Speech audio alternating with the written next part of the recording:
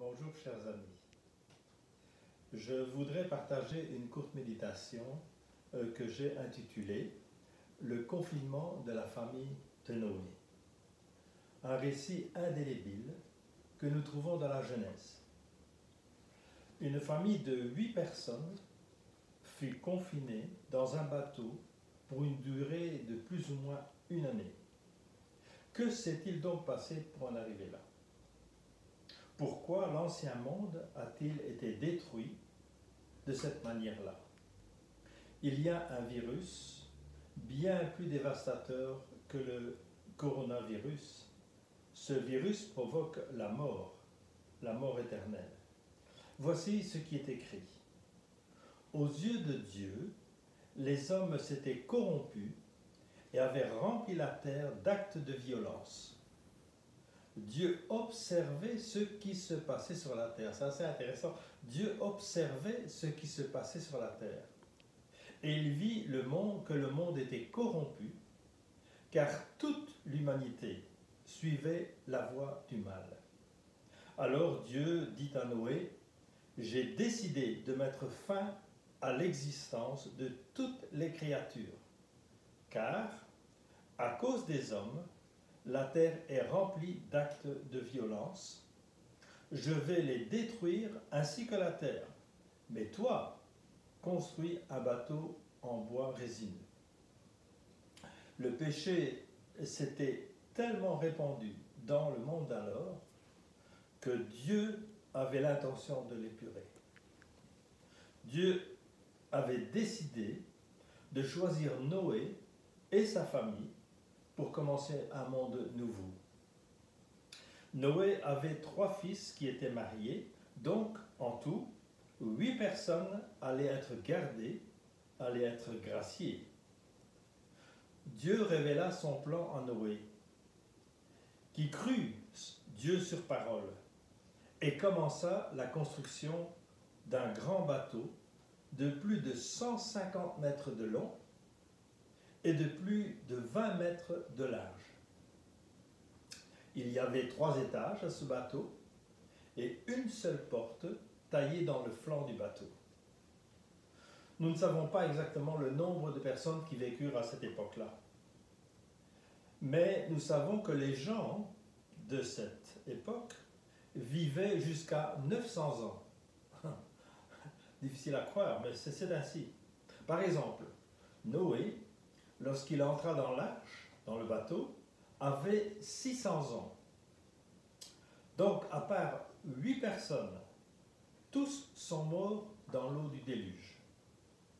Êtres humains, animaux, tous sont morts. Il nous est dit dans Hébreux chapitre 11, Dieu l'a divinement averti des choses qu'on ne voyait pas encore. Il fallut probablement moins de 100 ans pour bâtir ce bateau. Noé avait une totale confiance en Dieu. C'est pourquoi, dans un temps où rien ne présageait la pluie, il construit cette arche. On peut imaginer que les gens se moquèrent de lui. Ah, Noé devient complètement fou. Ce n'est pas que Dieu n'avait pas prévenu les hommes à se repentir. Il nous est dit que Noé était un prédicateur de justice. Autrement dit, pendant les longues années que dura la construction de l'arche, Noé prêcha la repentance à Dieu. Et quand le jour J est arrivé, Dieu a invité Noé à entrer dans l'arche, dans le bateau, et il laissa entrer les animaux 2 par 2, des couples de chaque animal, et aussi 7 couples des animaux purs. Quand tout ce monde-là était entré, était à l'intérieur de l'arche, Dieu lui-même ferma la porte. Le temps de la patience de Dieu était arrivé à son terme. Maintenant, la porte du confinement qui conduit à la vie était fermée. 7 jours plus tard, le déluge commença. L'eau tomba pendant 40 jours et 40 nuits. Les sources étaient ouvertes. au point que déjà l'arche se soulevait. L'eau monta jusqu'à 7 ou 8 mètres au-dessus de la plus haute montagne. Donc le confinement de Noé et de sa famille l'a conduit à la vie. Pour avoir la vie sauve, il fallait passer par la porte avant qu'il ne soit trop tard. Alors, qu'est-ce qui a sauvé Noé et sa famille, dans le fond? Est-ce que c'est parce que Noé était juste devant Dieu qu'il fut sauvé?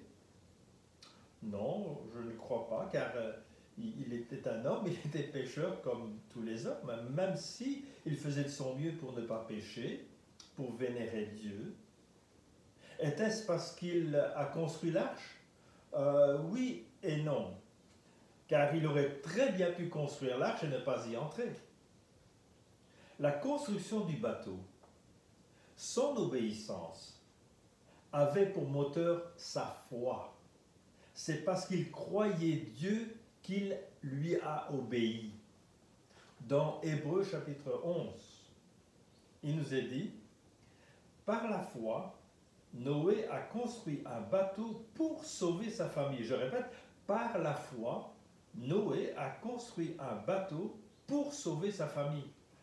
Il avait pris au sérieux la révélation qu'il avait reçue au sujet d'événements qu'on ne voyait pas encore.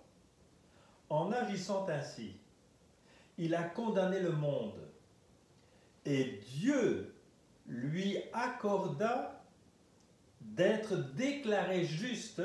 Pourquoi? En raison de sa foi. Donc Dieu nous déclare juste en raison de notre foi en lui. Nous ne sommes pas justes de nature, mais Dieu nous déclare juste en raison de notre foi en lui. Autrement dit, c'est parce qu'il avait la foi en Dieu qu'il trouva grâce devant Dieu. Cela nous rappelle que c'est par la foi qu'on est sauvé. Et ce n'est pas par les œuvres. Mais la véritable foi se manifeste par l'obéissance à Dieu, par des œuvres. Dans les évangiles, il est question d'une autre porte qui a toute son importance. Jésus a déclaré, vraiment je vous l'assure, je suis la porte par où passent les brebis. C'est moi, dit Jésus, qui suis la porte. Celui qui entre par moi sera sauvé. Il pourra aller, venir librement, il trouvera de quoi se nourrir. Donc il n'y a qu'une seule porte pour entrer au ciel auprès de Dieu. Comme il n'y avait qu'une seule porte au bateau par laquelle Noé est passé. Plus loin, Jésus dira encore, le chemin, répondit Jésus, c'est moi. Parce que je suis la vérité et la vie, dit-il. Personne ne va au Père sans passer par moi. Autrement dit, il faut passer par Jésus-Christ pour avoir accès au paradis. Il n'y a pas d'autre porte, il n'y a pas d'autre chemin. Mais passer par Jésus, ça veut dire quoi passer par Jésus? À mon sens, au moins deux choses. Se repentir et placer sa confiance en Jésus. Se repentir, c'est justement ce que les gens du temps de Noé n'ont pas voulu faire. Ils ont entendu le message, mais ils n'ont pas voulu se repentir. Repentir, c'est être assez honnête pour reconnaître que je suis pécheur. C'est regretter profondément mes péchés. C'est demander pardon à Dieu, les confesser, demander pardon à Dieu pour les fautes que j'ai commises. Et c'est désirer changer de route, faire volte-face, suivre Jésus. Placer sa confiance en Jésus. Pourquoi placer sa confiance en Jésus? C'est lui qui a payé le prix de tes péchés. Sa mort sur la croix est le prix payé pour la dette que tu as envers Dieu, que j'ai envers Dieu. Mettre ta confiance en lui revient à dire que tu acceptes que Christ est payé pour toi, a pris ta place. Et s'il a payé pour toi, s'il a pris ta place, tu es donc libre de la dette de tes péchés. Es-tu prêt à entrer par la porte? Es-tu prêt à faire confiance en Jésus? Ne cherche pas une autre porte, il n'y en a pas. Alors, si tu es prêt à faire cela, prie Dieu et dis-lui. Si vous vous sentez à l'aise, vous pouvez faire cette prière. Seigneur Jésus, je reconnais que je suis pécheur, que j'ai besoin de toi. Je veux, Seigneur Jésus, me repentir. Pardonne mes péchés. Efface mes péchés. Merci, Seigneur Jésus, parce que tu es mort pour moi sur la croix. Je veux croire, je crois que c'est pour moi que tu es mort sur la croix du Calvaire. Merci, Seigneur. Remplis-moi de ton esprit. Oui, remplis-moi de ton esprit. Au nom de Jésus. Amen. Quand cette prière est faite, tu entreras dans un certain confinement. Ce confinement ne consiste pas à éviter les gens autour de toi, bien au contraire. Mais ce confinement consiste à sortir du monde. Jésus a prié le Père et a dit ceci.